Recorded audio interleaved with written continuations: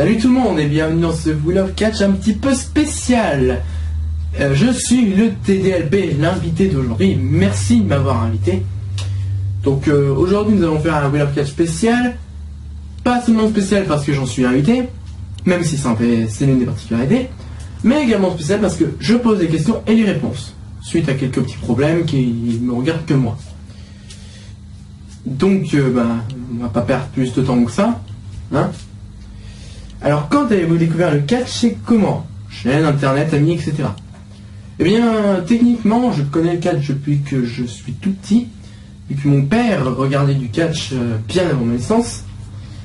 Et c'était fin 2008, c'était, je crois, la semaine juste avant Cyber Sunday. Je demande à mon père, est-ce que je peux regarder avec toi?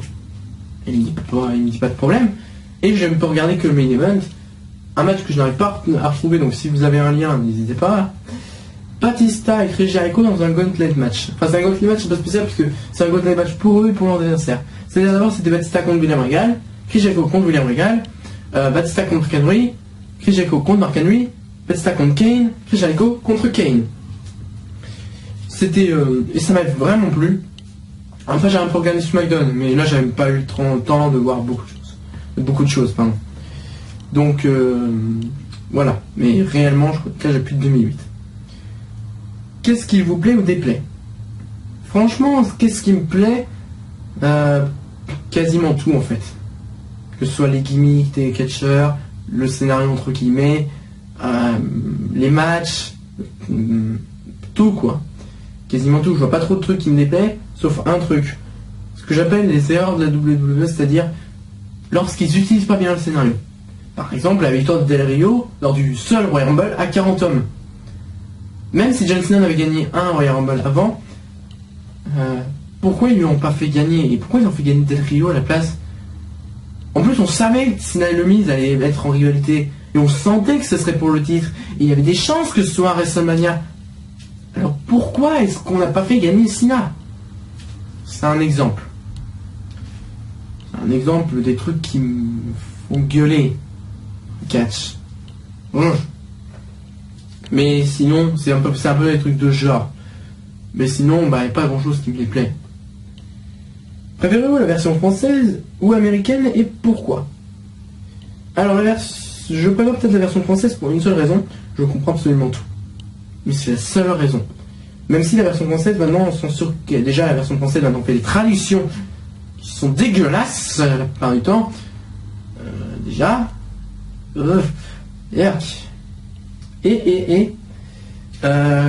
Par contre, il censure aussi des fois des moments à se dire importants. Par exemple, les débuts de Stardust, je ne les ai pas vus dans la version française. C'est peut-être moi, mais je sais pas, moi j'ai regardé 2-3 fois avec le replay. Je sais pas. Mais bon. Donc c'est quand même juste parce que je comprends plus tout, on va dire, la version française. Quel est votre catcheur préféré et détesté et pourquoi? Alors mon catcheur préféré, j'en ai un en particulier et trois autres juste après, qui sont pas loin de lui. Mon catcheur préféré par exemple c'est Bray Wyatt. Pour son personnage, son catch c'est finalement assez sympatoche. J'adore ses phrases et tout. Bray Wyatt, c'est mon chouchou. Et ensuite John Cena, Roman Reigns, Dolph Ziggler sont juste derrière. Mais pas loin non plus. Et détesté bien sûr. Alors il y en a deux.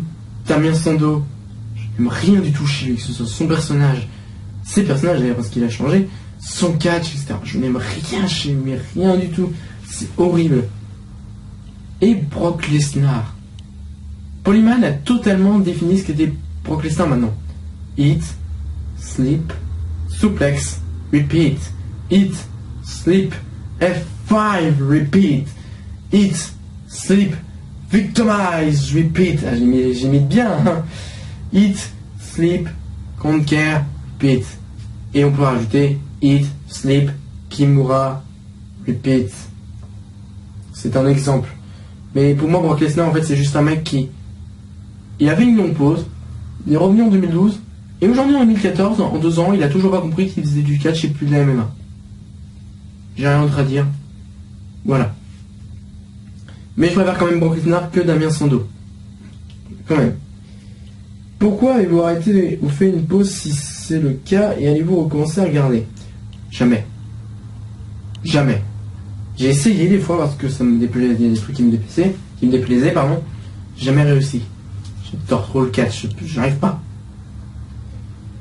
Que pensez-vous de l'arrêt de NT1 de diffuser le catch? L'arrêt, je m'en fous un peu en fait. Le fait par contre de le mettre à 2h du matin et de le remplacer par un truc qui allait faire encore moins d'audience que le catch, c'est justement pour ça qu'ils l'ont mis à 2-3h du matin, c'était débile. Mais bon, l'arrêt, bon, maintenant, voilà, on s'en fout, je m'en fous un petit peu en fait, l'arrêt. Mais bon, c'est comme une casse-couille. Pour parler poliment. Est-ce que vous pensez qu'une chaîne gratuite va racheter les droits pour les diffuser? Si oui, laquelle? Alors je vois 3 chaînes qui auraient une légère chance d'y arriver, en France, hein, je précise.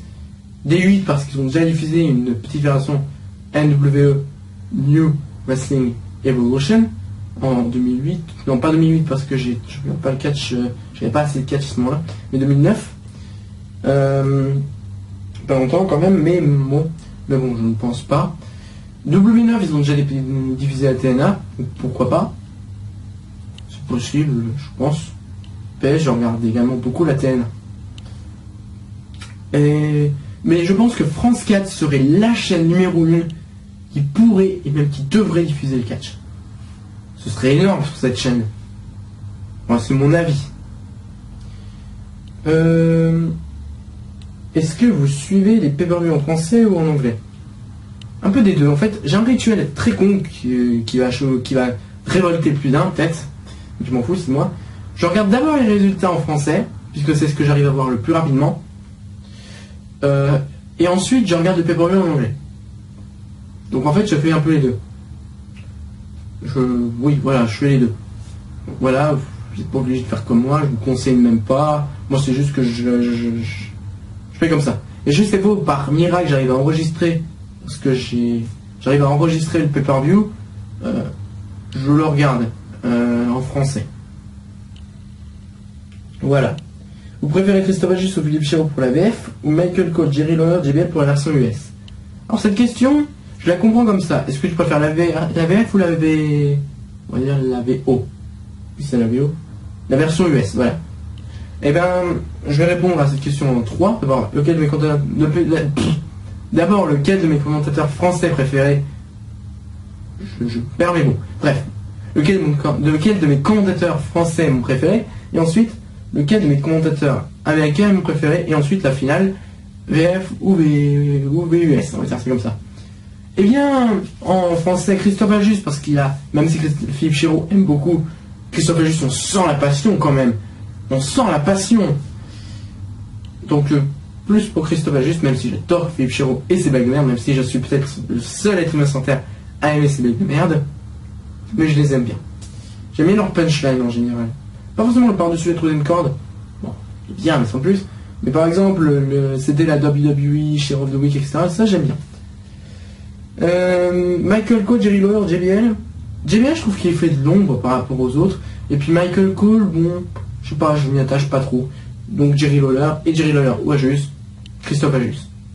Toujours parce que, comme je comprends tout ce qu'il dit, référence à la question de tout à l'heure, je comprends en plus la passion. Même si Jerry Lawler, ça sent c'est que la passion, Christophe Ajus, j'ai plus de facilité. Que pensez-vous de WWE Network qui sont arrivés en France? Alors le WWE Network, moyen, parce que c'est utile pour les Américains, quand même. Pour eux, je trouve que c'est pas mal. Mais par contre, ça fait perdre beaucoup d'argent à WWE. Et normalement, si sur le site où j'ai été voir ça, ils se sont pas trompés, on n'aura peut-être pas de Flair TV à WrestleMania 31. C'est une honte quand même. Un WrestleMania. Je passe. Je vais parler pour son arrivée en France. Dans la question, c'est vrai qu'il n'y a pas la même chose. Pensez-vous... attendez, merde. Voilà. Pensez-vous que son lancement va changer quelque chose pour la France vu qu'on a racheté les droits de diffusion, ABR, TN9. Justement, c'est ça. Je ne pense que ça sert à rien de mettre le WWE Network en France, simplement parce qu'on a tout. Même si ça permettrait de les voir en illimité, on les a tous. Donc bon, je trouve que c'est un peu inutile. Je dirais rien de plus là-dessus. Pensez-vous que la WWE migre de plus en plus de matchs sur Network et l'application de WWE App? J'espère, c'est fait pour ça en même temps un petit peu. Je pense et j'espère. Ben, j'ai pas grand chose d'autre à dire sur cette question en fait. Les shows pour vue aux USA, ça vous tente? Bien sûr.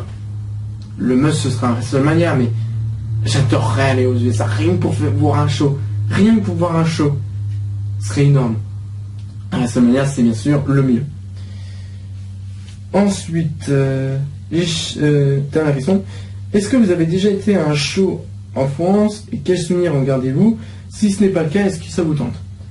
Alors, pour une question de géographie, non.